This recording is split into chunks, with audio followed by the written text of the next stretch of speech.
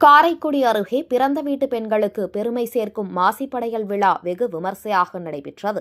சிவகங்கை மாவட்டம் காரைக்குடி அருகே அமராவதி புதூர் கிராமத்தில் அமைந்துள்ள ஸ்ரீ மாவலியம்மன் கோவிலில் ஆண்டுதோறும் பிறந்த வீட்டு பெண்களுக்கு பெருமை சேர்க்கும் விதமாக மாசிப்படையல் விழா வெகு விமர்சையாக நடைபெறுவது வழக்கம். அதேபோல் இந்த ஆண்டுக்கான மாசிப்படையல் விழா சிறப்பாக நடைபெற்றது.